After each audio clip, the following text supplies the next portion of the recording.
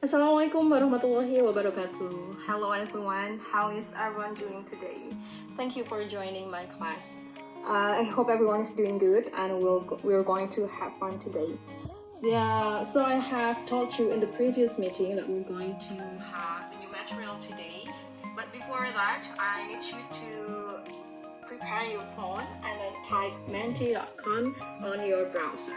Okay, please everyone go ahead.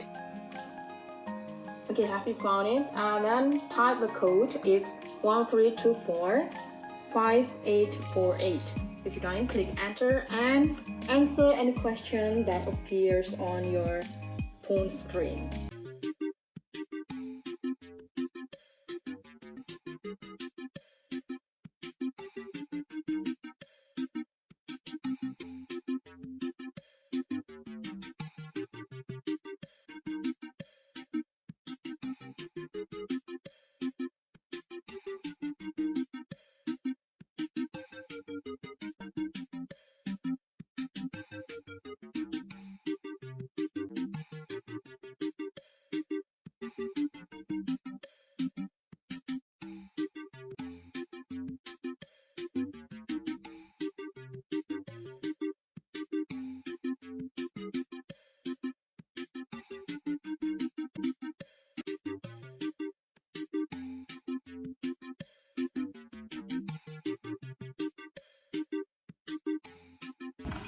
Great, thank you everyone. Now let's go to the next session. Okay, I have a video here. It's time to watch your video. It's about screen time. I'll give you 5 minutes to watch the video. Back to school coverage. Honestly, I've seen adults on their screens more than my kids. Like, they know how to put it away and have a conversation. The summertime often means less structure and more free time for kids, and that can result in more time on those devices, too. But there are ways you can monitor your children and make sure they're not spending too much time looking at a screen. Channel 3 Eyewitness News reporter Caitlin Nuclo talks with parents and the experts about how to find that right balance. Psychologist Dr. Laura Saunders says try to stick with the rules. It's good to have a guideline. About 2 to 3 hours is really what the guideline is. Even if it's broken up in chunks, that's a little bit better than long, extended periods of time. Because essentially what happens is your mind goes numb after watching a screen for a long, extended period of time. And it all comes down to finding what works for your family. Caitlin Nuclo, Channel 3 Eyewitness News. Thank you for watching the video. Now let's check your vocabulary understanding of the video. Please prepare your phone again and type Kahoot, kahoot.it on your phone. Okay, and I'll give you the code later on.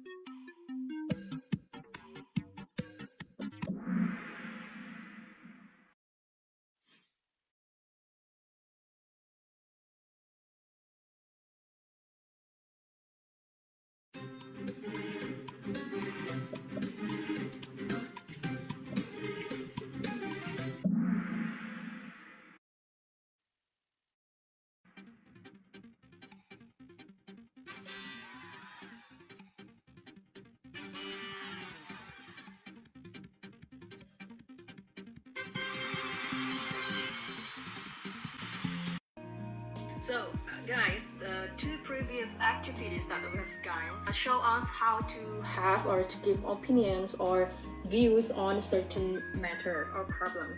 So, in English, one of the genres that talks about this kind of thing is called analytical exposition text. So we're going to find out what is it actually. Analytical exposition text is a text that elaborates the writer's idea about subject matter but only focuses on one side of arguments. It only talks about one side of argument, no debate in this text.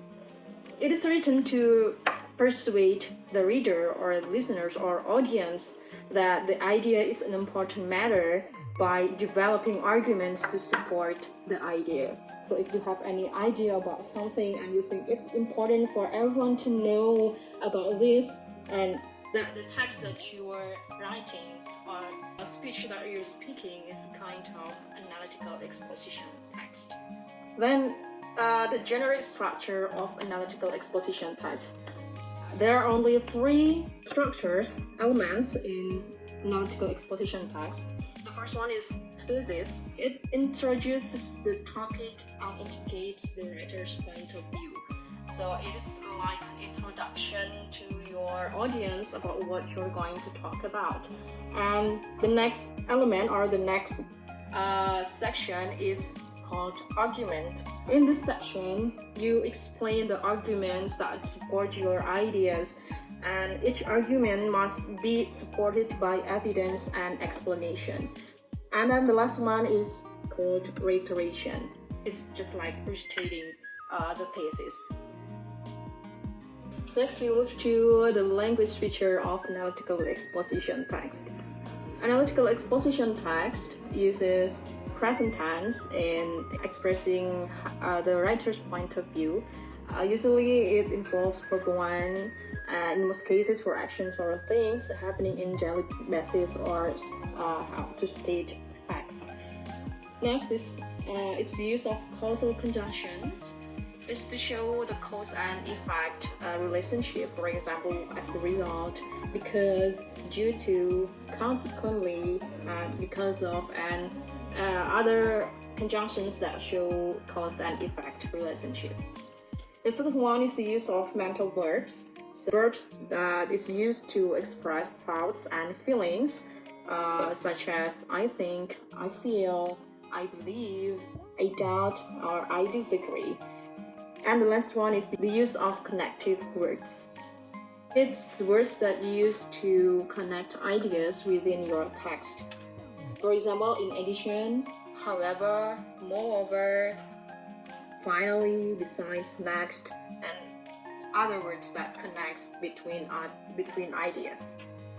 Now we're going to read a text entitled "Cars Should Be Banned in the City." So please read this text within 10 minutes with your partner. And then we're going to find out the general structure of this text. Okay, good. Everyone has read the text, right? So now we're going to find out the general structure of this text. The first paragraph is called as thesis. It contains the introduction to the topic and states the writer's point of view. The next paragraph is argument. Because this text has more than one argument, we can call each argument by the number.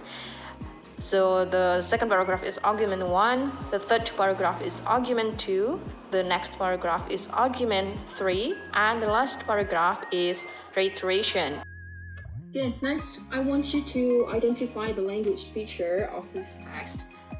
Please work in pairs with your partner, and please use Padlet to discuss with your partner.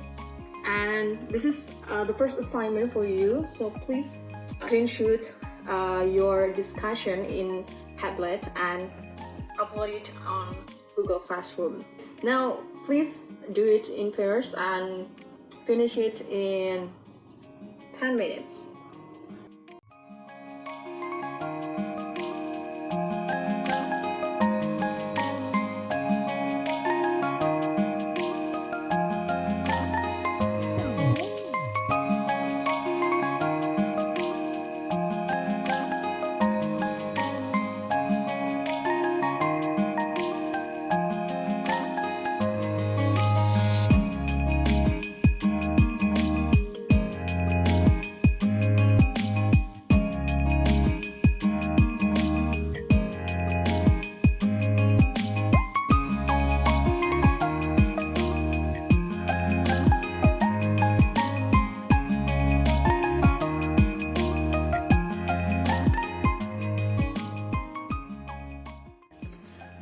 Now it's time to collaborate, to work together with your other friends. Here, as you can see that I have 4 topics that you can choose.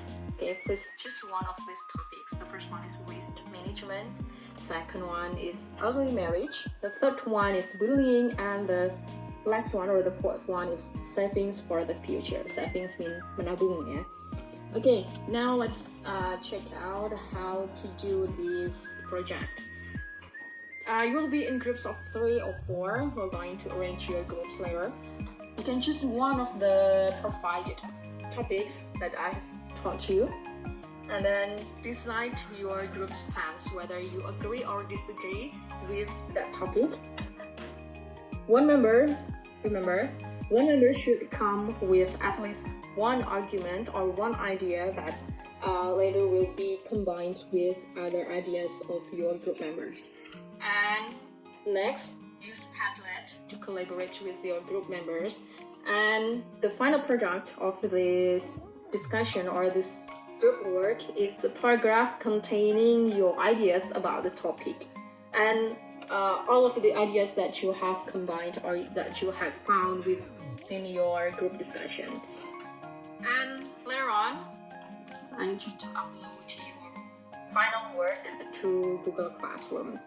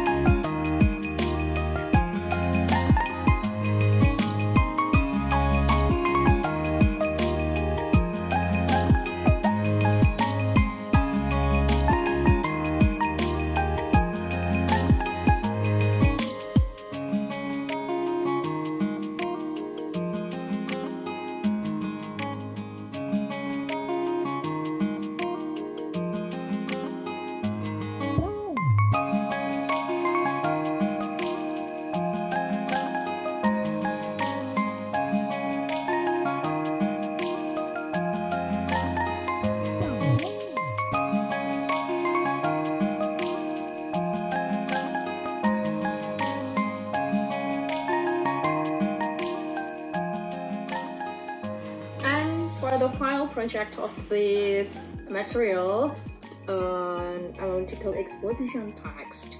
It is an individual project, so you need to elaborate the result of your group discussion in form of paragraph that I have mentioned before. From this paragraph, you have to elaborate in form of analytical exposition text with thesis, argument, and reiteration. You can upload or submit your final project on Google Classroom also.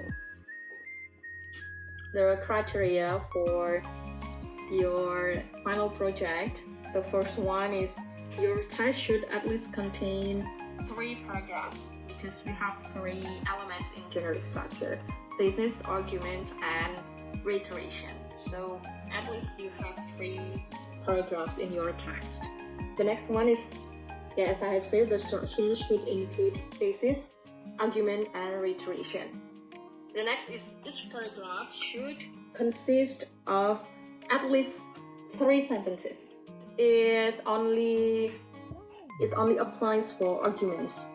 For thesis and reiteration, you can only write 1 or 2 sentences if you want. And the last thing is, make sure that you use the language feature of the text. Present tense, using present tense, mental verbs, connective words, and causal conjunction. That is important. Okay, everyone, I think that's all for today. It's nice having you with me, and I hope everyone is enjoying the lesson. So, Have a nice day, and I'll see you in the next meeting. Bye bye. Assalamualaikum warahmatullahi wabarakatuh.